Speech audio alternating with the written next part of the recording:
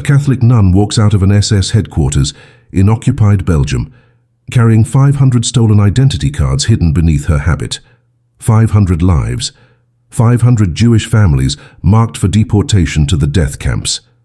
She's just grabbed their paperwork from right under the noses of the most feared military force in Europe, and somehow she's still breathing. This isn't fiction. This isn't a Hollywood fantasy. This actually happened in 1942, and the women who pulled it off were not trained spies or resistance fighters. They were nuns who decided that their vows to God meant more than their fear of the Gestapo. By the time you finish this video, you'll know exactly how they walked into one of the most guarded buildings in Belgium and walked back out with the evidence that would save hundreds from extermination. This is the story they never taught you in history class. Belgium, 1942. The country had been under Nazi occupation for 2 years, and the grip was tightening. The Germans had moved past the invasion phase and into something far more sinister. The systematic cataloguing of every Jewish person in the country, every name, every address, every family member. The Nazis were meticulous record keepers, and they knew that controlling information meant controlling lives. In Brussels, the heart of the operation was a converted office building that now served as the headquarters for the local SS administration. Inside those walls, filing cabinets held thousands of identity cards, each one a death sentence waiting to be executed. The building was guarded, monitored, and considered impenetrable.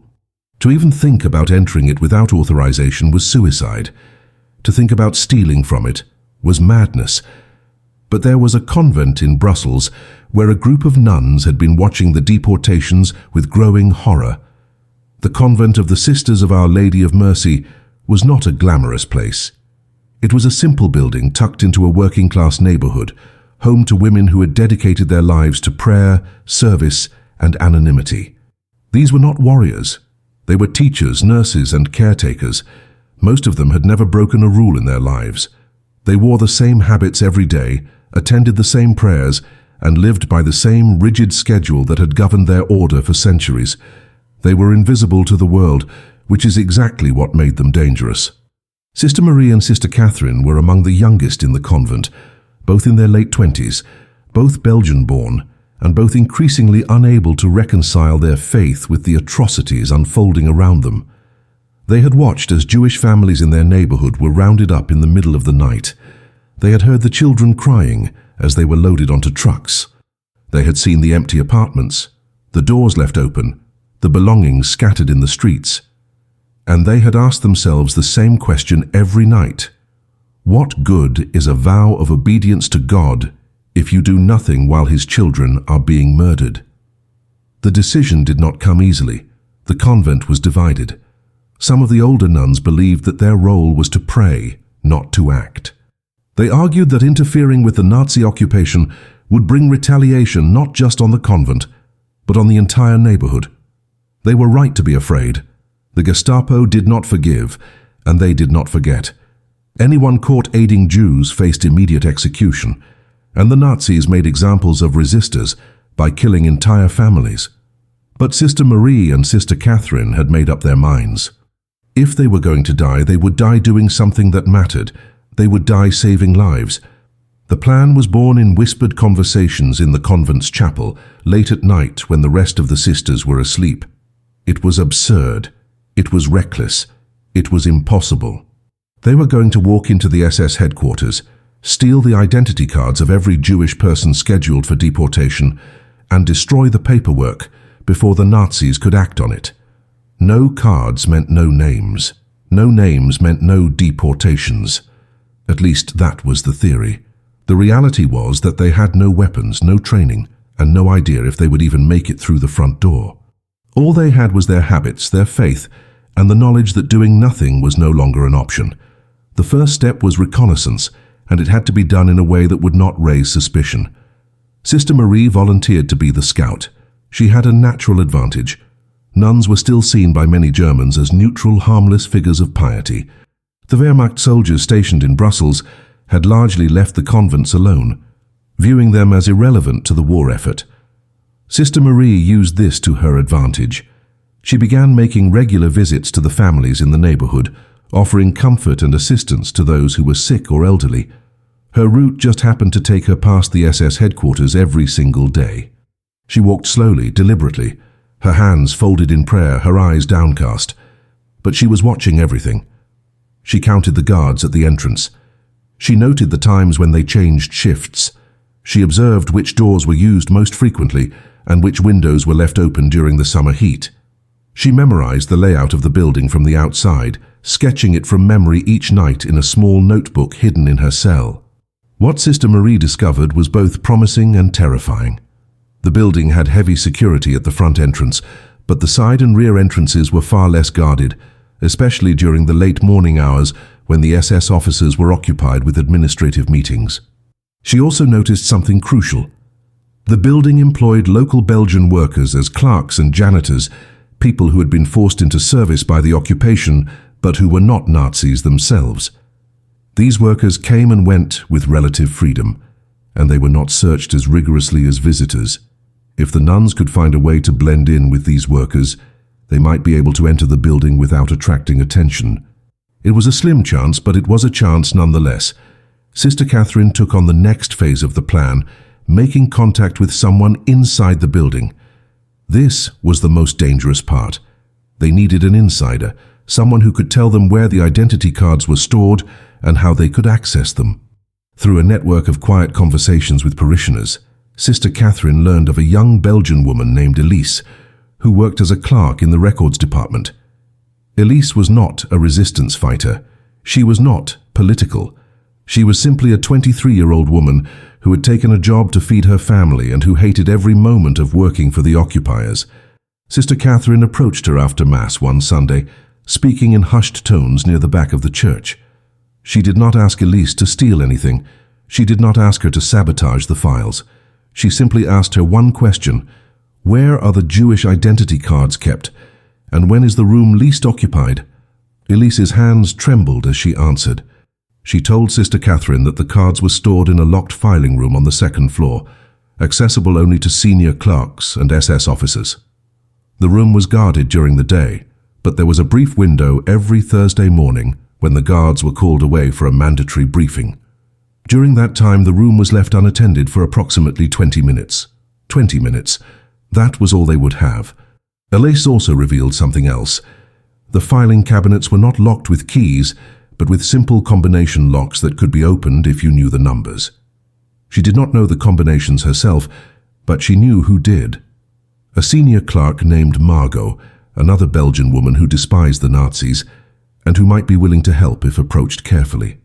Sister Marie and Sister Catherine brought the information back to the convent and presented it to the small group of nuns who had agreed to participate in the mission. There were 5 of them in total, 5 women who had decided that their faith required action. They prayed together, asking for courage and forgiveness for what they were about to do. They knew the risks. They knew that if they were caught, they would be tortured for information and then executed.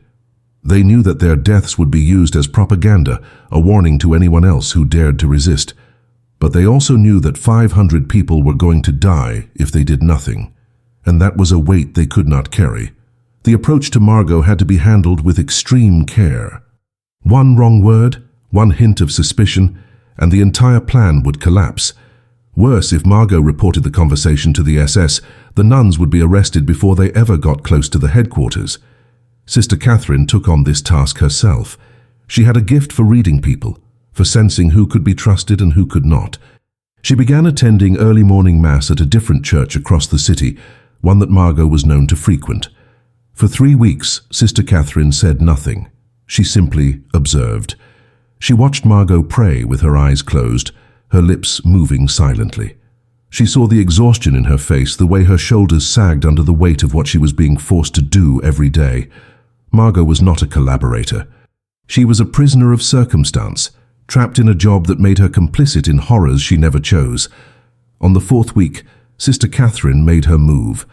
She waited until Margot was alone in the chapel after the service had ended, kneeling in one of the back pews. Sister Catherine sat down beside her and said nothing for several minutes. Then quietly she spoke. She told Margot that she knew where she worked. She told her that she understood how difficult it must be to live with that knowledge every day. She told her that there were people who wanted to help, people who believed that even in the darkest times, there were still choices to be made. Margot's face went pale. Her hands gripped the edge of the pew so tightly that her knuckles turned white. She did not respond immediately. She simply stared straight ahead at the altar, breathing slowly, trying to decide whether this was a trap or an opportunity. Finally, she whispered that she would meet Sister Catherine outside the church in 1 hour. If she did not show up, Sister Catherine was never to approach her again. Margot showed up.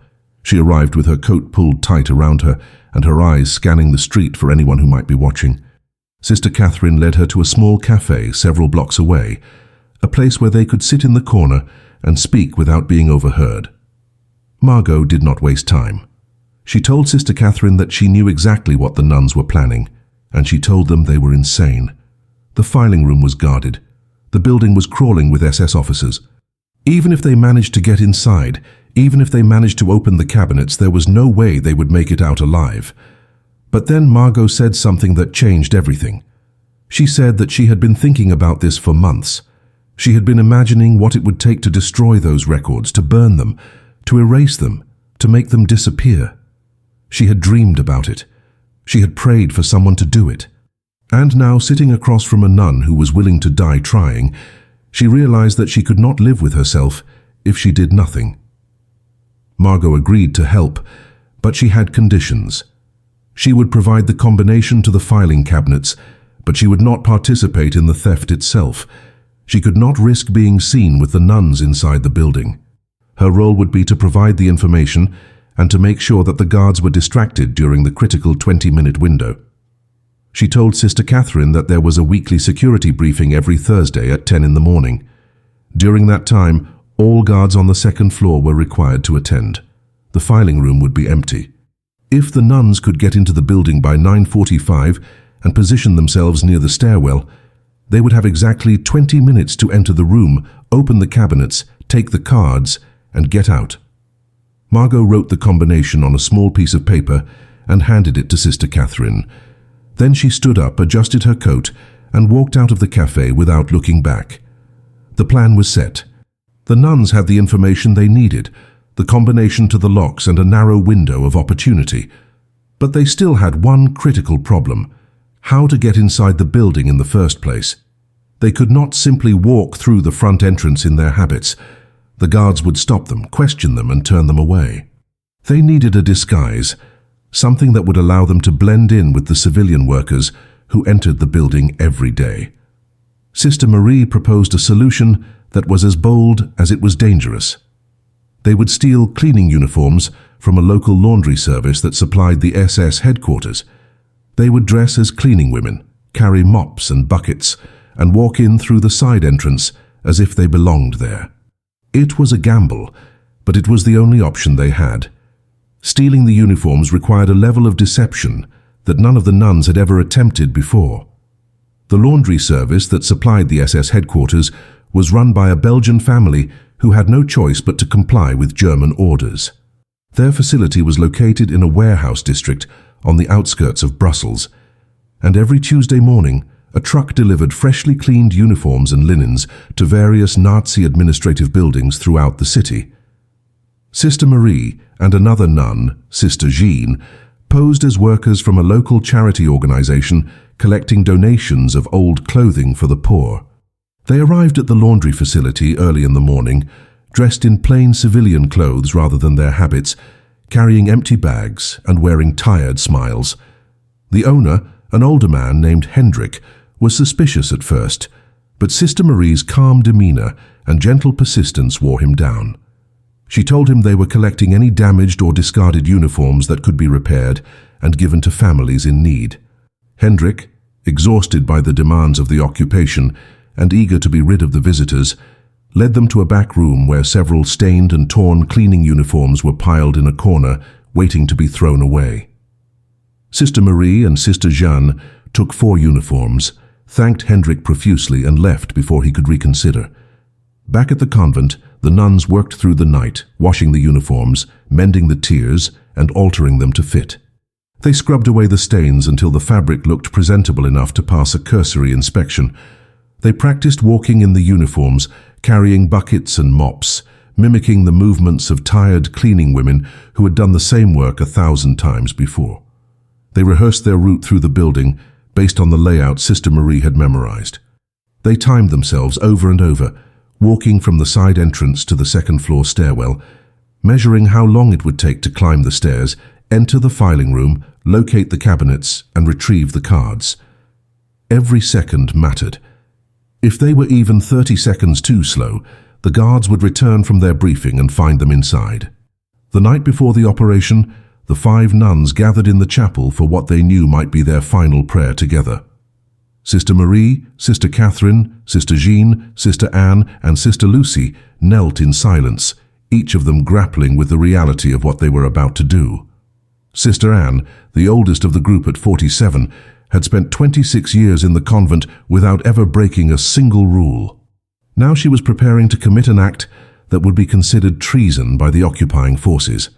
Sister Lucy, the youngest at 24, had joined the order only 3 years earlier, drawn by a desire for a quiet life of service. She had never imagined that service would mean walking into an SS headquarters with stolen documents hidden under her clothes. They did not speak about their fears. They did not voice their doubts. They simply prayed, asking God for strength, for protection, and for forgiveness if they failed. Thursday morning arrived cold and grey. The nuns woke before dawn, dressed in their stolen cleaning uniforms, and hid their habits in a storage closet. They carried mops, buckets, and cleaning rags to complete the disguise. Underneath their aprons, they wore small cloth bags stitched into the lining, designed to hold the identity cards once they were taken.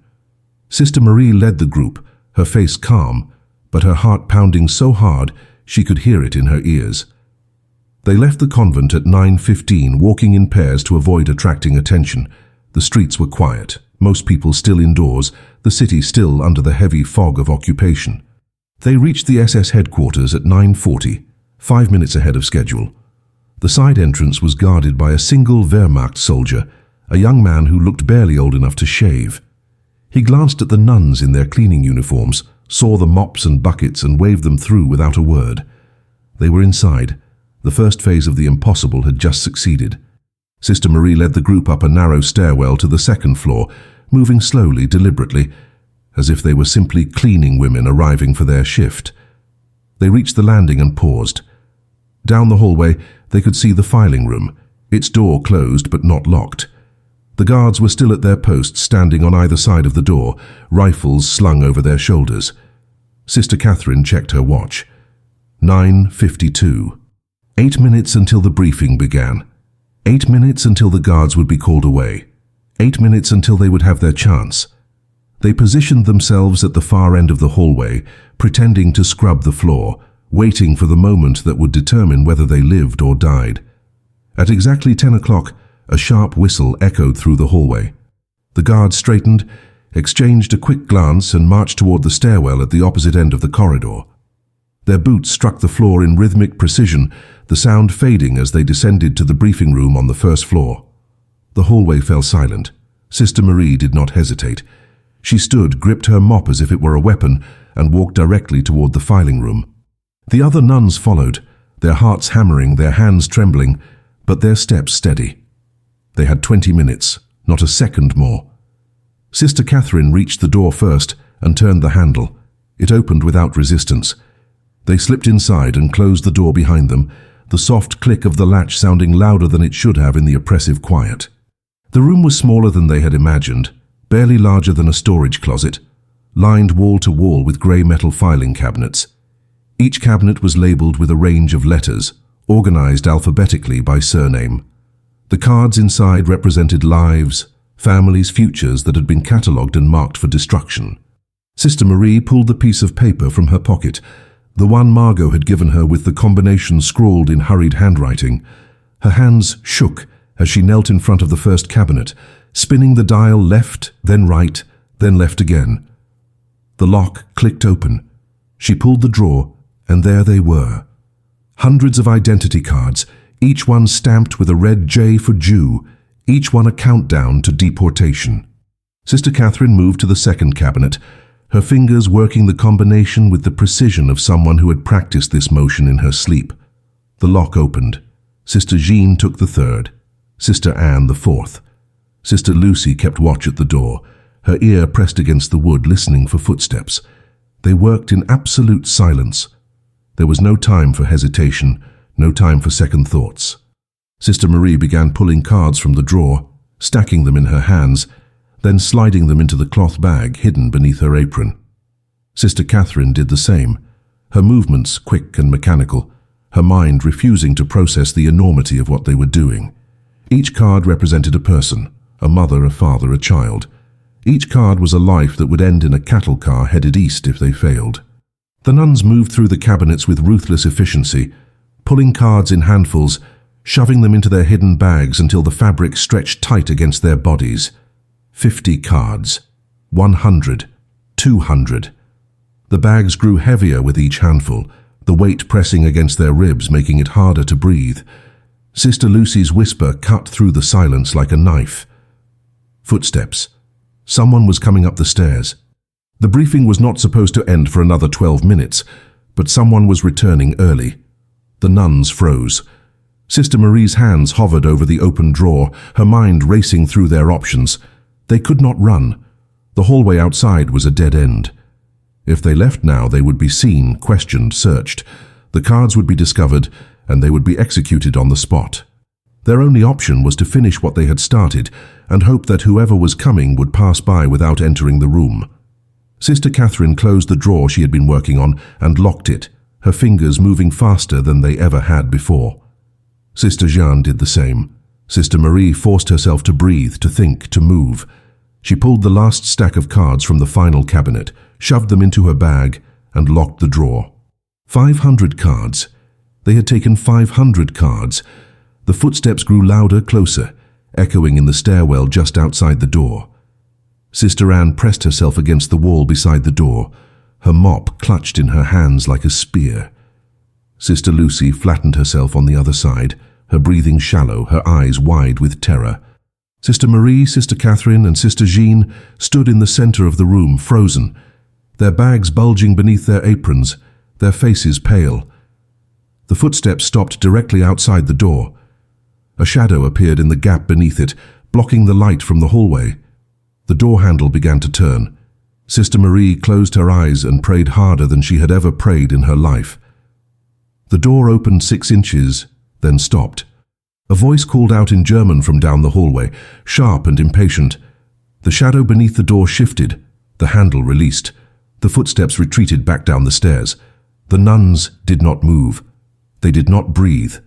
They stood in the suffocating silence of the filing room, waiting for their hearts to stop trying to break through their chests. 5 seconds passed. 10. 20. No one came back. Sister Marie opened her eyes and nodded. It was time to leave. Leaving the building was going to be harder than entering it. The nuns had 500 identity cards hidden beneath their aprons, distributed across 5 bags that now weighed heavily against their bodies. The cards were thick, stiff paper, and the bulk was noticeable if anyone looked closely. They could not afford to move too quickly or too slowly. Too fast, and they would draw attention. Too slow, and the guards would return from their briefing and discover the missing cards before the nuns could clear the building. Sister Marie led the group out of the filing room, closing the door behind them with deliberate care, ensuring it latched softly. They picked up their mops and buckets, resuming the posture of tired cleaning women, finishing their shift. The hallway was still empty, but voices echoed from the floors below, the sounds of the building coming back to life as officers returned to their posts. They descended the stairwell in single file, their eyes fixed on the steps in front of them, their expressions blank.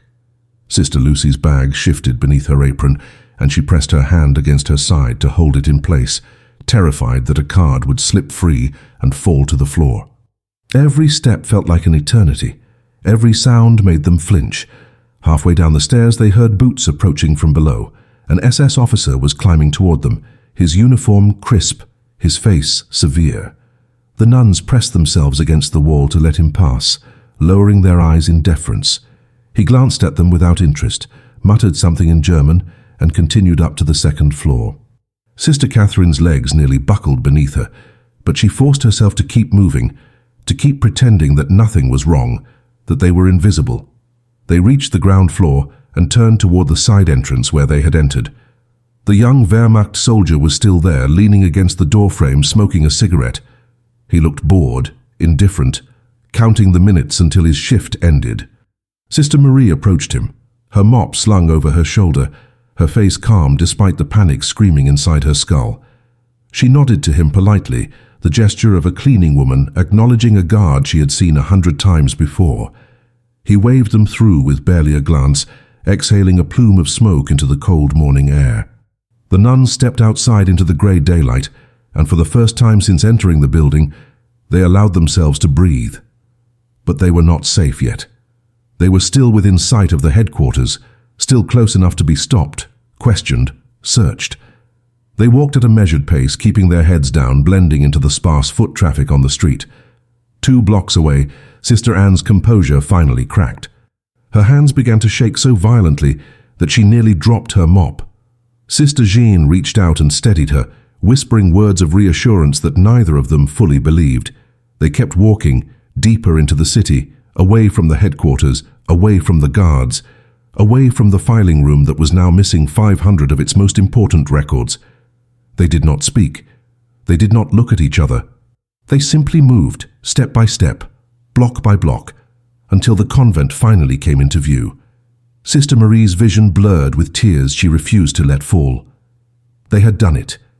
They had walked into the heart of Nazi power, stolen 500 lives from the jaws of death and walked back out. It should not have been possible. It defied logic, defied probability, defied every law of survival under occupation. But it had happened. They entered the convent through the back door, collapsing in the kitchen as soon as the door closed behind them. Sister Lucy vomited into a bucket, her body finally releasing the terror she had been holding inside. Sister Catherine sat on the floor, her back against the wall, staring at nothing. Sister Marie pulled the bag from beneath her apron and emptied it onto the table. Identity cards spilled across the wood like a cascade of paper ghosts, each one bearing a name, a photograph, a life. The other nuns did the same, pulling their bags free, dumping the cards onto the table until the surface was completely covered. 500 cards, 500 people who would not be deported tomorrow or the next day or the day after that. 500 people whose names would disappear from the Nazi records, erased as if they had never existed. The nuns sat in silence, staring at the pile, trying to comprehend what they had just accomplished. They had done the impossible, but their work was not finished. Now they had to make sure these cards never fell back into German hands. The cards could not stay in the convent. If the Gestapo discovered the theft and traced it back to the nuns, the first place they would search would be the religious buildings in the area. Every convent, every church, every monastery would be torn apart. The nuns needed to move the cards immediately, but they also needed to decide what to do with them. Simply destroying the cards would save the people from deportation, but it would not save them from the larger problem. They were still registered as Jews in the Nazi system. Their names were still on other lists, still in other files. The stolen cards would buy them time, perhaps weeks or even months, but eventually the SS would realize the records were missing and would begin cross-referencing their data. The nuns needed a more permanent solution. They needed to get the cards into the hands of people who could use them to forge new identities, new papers, new lives.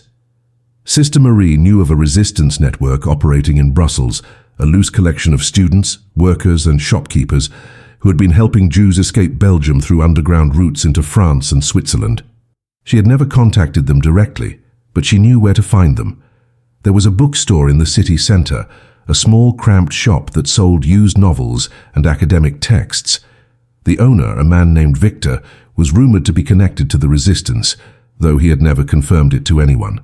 Sister Marie put her habit back on, tucked a single identity card into her pocket as proof of what they had done, and left the convent alone.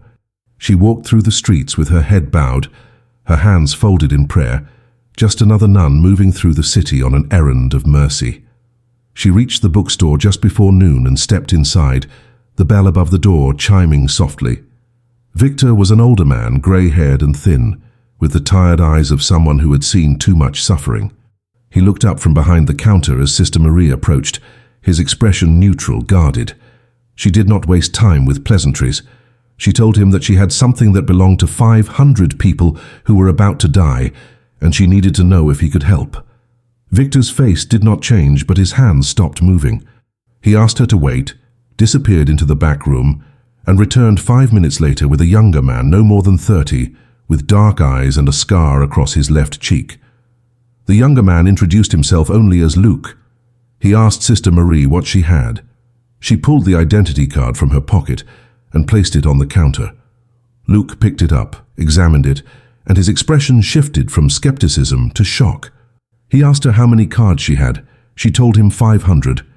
Luke stared at her for a long moment, then told her she had just pulled off one of the most significant acts of resistance in occupied Belgium. Luke explained that the cards were invaluable.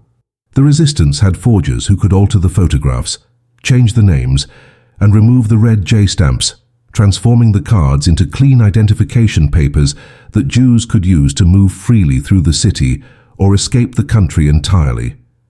But the operation would take time. The forgers needed space, materials, and absolute secrecy. Luke told Sister Marie to bring the cards to a safe house on the outskirts of the city that night. He gave her an address, a time, and a code phrase to use when she arrived. He warned her that the Gestapo would be hunting for whoever took the cards, and if she or any of her sisters were caught, they would be tortured until they gave up every name they knew. Sister Marie nodded. She understood the risk. She had understood it from the beginning. She returned to the convent and told the other nuns what needed to happen next. That night, under the cover of darkness, the 5 nuns loaded the identity cards into burlap sacks and carried them through the streets of Brussels like women transporting laundry. They moved in pairs, taking different routes to avoid suspicion, meeting at the safe house one by one. The building was an abandoned factory on the edge of the industrial district, its windows boarded up, its walls crumbling. Inside, Luke and 3 other resistance members were waiting. The nuns handed over the sacks, and Luke's team began sorting through the cards immediately, organizing them by district, by age, by urgency. Luke told the nuns that within 2 weeks, every one of these cards would be altered and distributed to Jewish families who needed them.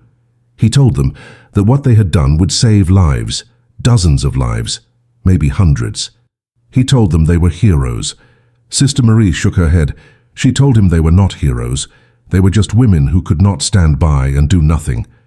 Then she and the other nuns walked back into the night, back to the convent, back to their prayers, as if nothing had happened. 3 days after the theft, the SS discovered that the identity cards were missing. The reaction was immediate and brutal. The headquarters went into lockdown. Every worker who had access to the filing room was interrogated. Margot, the clerk who had given the nuns the combination, was among the first to be questioned. She sat in a small windowless room with 2 Gestapo officers standing over her, their voices cold and methodical, as they demanded to know if she had seen anything unusual, if she had spoken to anyone outside the building, if she had any idea who could have entered the filing room during the brief window when it was unguarded. Margot's hands trembled in her lap, but her face remained calm. She told them she had seen nothing. She told them she knew nothing.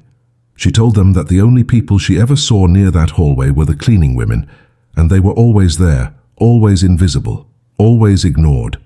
The officers wrote down her statement and let her go, but she knew they would be watching her now. One mistake, one slip, and she would be arrested. The Gestapo expanded their investigation beyond the building. They interviewed the laundry service, questioning Hendrik about missing uniforms. He told them that some damaged uniforms had been donated to a charity weeks ago, but he could not remember the name of the organization or the women who had come to collect them. The officers searched his records, found nothing useful, and moved on. They questioned the guards who had been on duty that Thursday morning, demanding to know if they had seen anyone enter or leave the building who did not belong. The young Wehrmacht soldier who had waved the nuns through remembered seeing cleaning women, but he could not recall their faces. They all looked the same to him. The SS grew increasingly frustrated. Whoever had stolen the cards had left no trace, no evidence, no witnesses. It was as if they had simply vanished into the city. The reprisals began within a week. The Nazis could not find the thieves, so they punished the community instead. Random arrests increased. Jewish families who had not yet been deported were rounded up more aggressively, their homes searched, their belongings confiscated. The SS command issued a new directive. All remaining Jewish residents in Brussels were to report to a central registration office within 48 hours to have their papers reissued. Anyone who failed to comply would be shot on sight. It was a trap, and everyone knew it. The Jews who still had their original identity cards would be forced to turn themselves in. The Jews whose cards had been stolen by the nuns now faced an impossible choice: present themselves without documentation and risk immediate arrest, or go into hiding and risk being discovered later. The pressure was suffocating, and the Gestapo believed it would flush out the resistance members who had orchestrated the theft. But the resistance was already moving. Luke's forgers worked around the clock, altering the stolen identity cards as quickly as they could. They removed the red J stamps with chemicals, replaced photographs with new images, changed surnames to common Belgian names that would not raise suspicion. The cards were distributed through a network of couriers, young men and women who moved through the city on bicycles, delivering the forged papers to Jewish families who were hiding in attics, basements, and abandoned buildings. The families were instructed to memorize their new names, to destroy any evidence of their old identities, and to move to new locations immediately. Some were given train tickets to France. Others were smuggled into the countryside, where sympathetic farmers hid them in barns and cellars. The operation was chaotic, desperate, and improvised, but it worked. Dozens of families disappeared from the Nazi registries, slipping through the cracks before the Gestapo could tighten their net. The nuns, meanwhile, returned to their daily routines as if nothing had changed. They attended Mass. They taught children. They cared for the sick. They prayed. But they could not escape the knowledge that the Gestapo was still searching, still hunting, still interrogating anyone with even the slightest connection to the SS headquarters. Sister Marie burned the notes she had made about the building's layout. Sister Catherine destroyed the piece of paper with the combination. The stolen cleaning uniforms were cut into rags and distributed to the poor. Every piece of evidence was erased. The nuns spoke to no one about what they had done, not even to the other sisters in the convent who had not participated in the theft. The secret was too dangerous to share. If even one person talked, if even one name was mentioned under interrogation, the entire operation would unravel.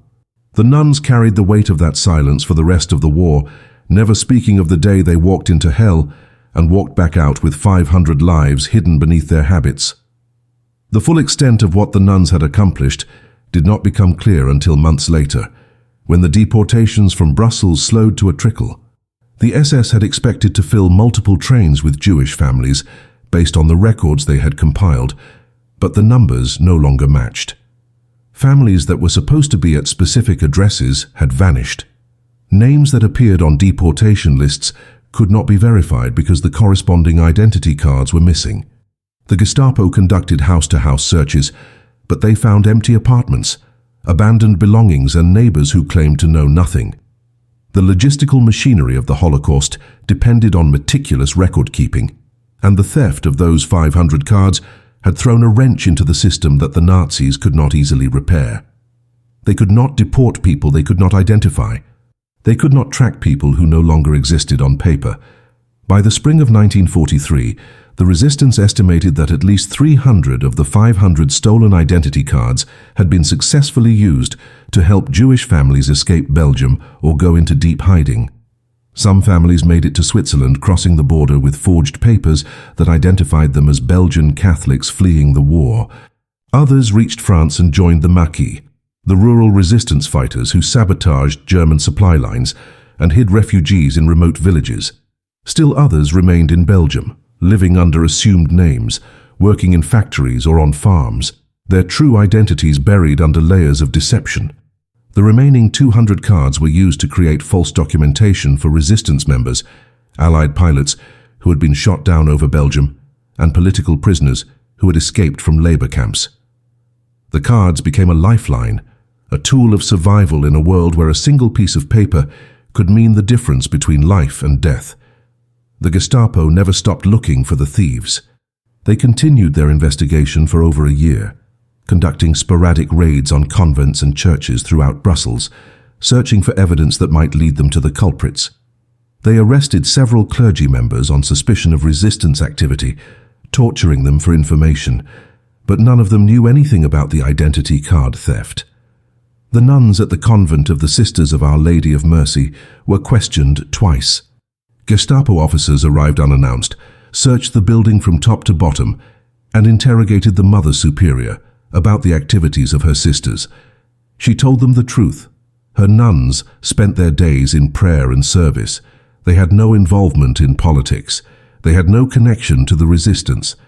The officers found nothing. They left empty-handed both times, frustrated and convinced that whoever had pulled off the theft was either dead or had fled the country.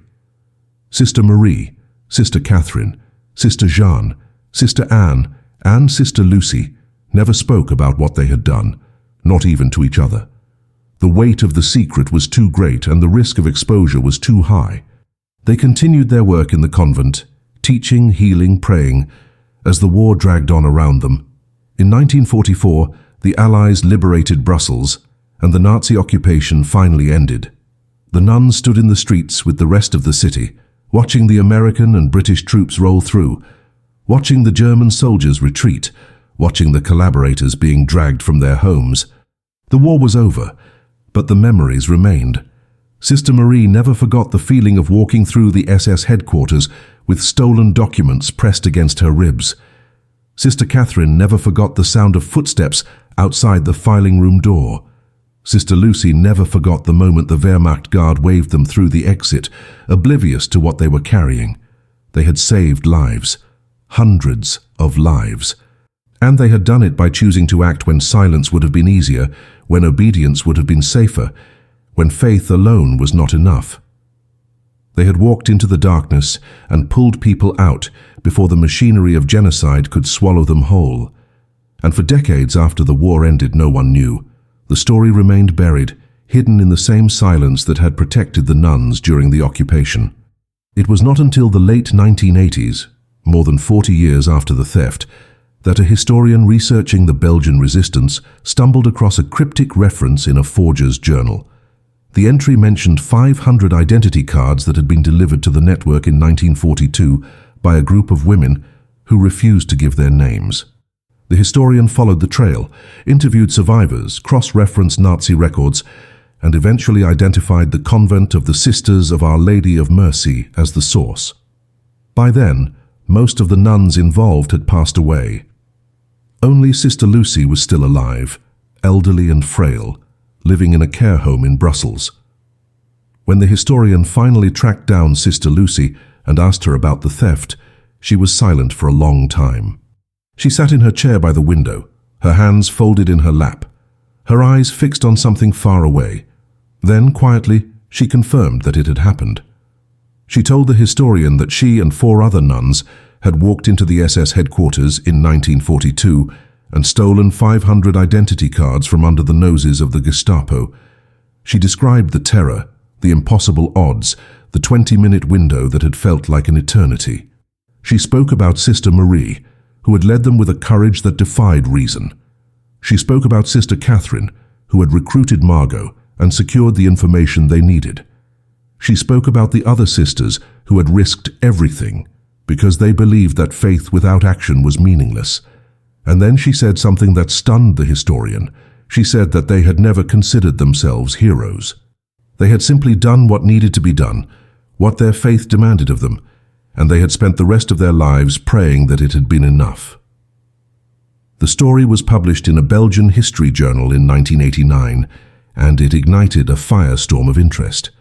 Survivors came forward, men and women who had been children during the war, who remembered receiving forged identity cards that had saved their families. Some of them still had the cards, yellowed and fragile, tucked away in attics or safety deposit boxes. Researchers began cross-referencing the names on the cards with Nazi deportation records, and the evidence became overwhelming. Hundreds of people who should have been deported to Auschwitz, Sobibor and Treblinka had vanished from the Nazi system in the months following the theft. Their names had been erased. Their families had survived. The theft of those 500 cards had disrupted the deportation machinery in Brussels, long enough for the resistance to evacuate entire networks of Jewish families.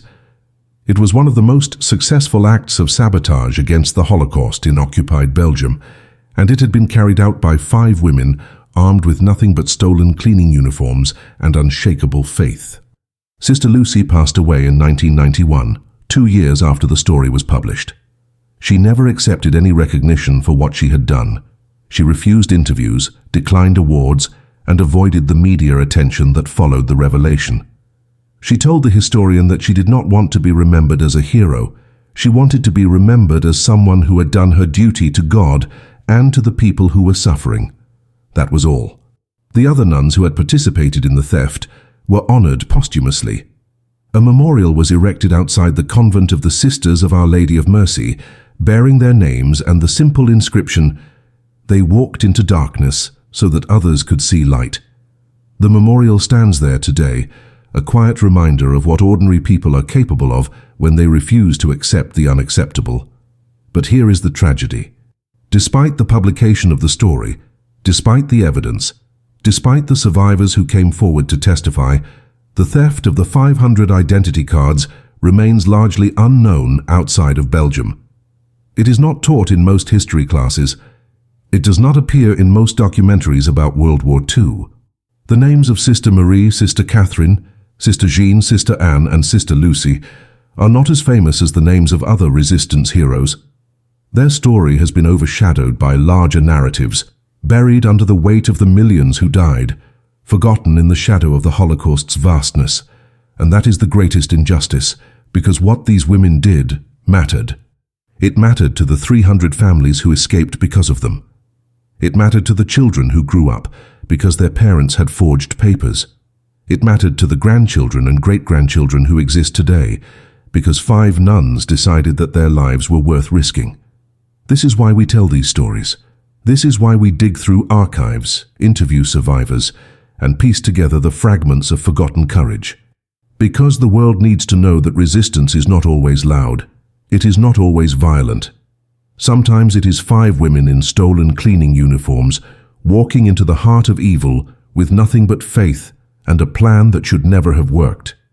Sometimes it is the quiet act of defiance that no one sees, the stolen cards that save lives in silence, the courage that refuses to be celebrated. The nuns of Brussels did not want fame.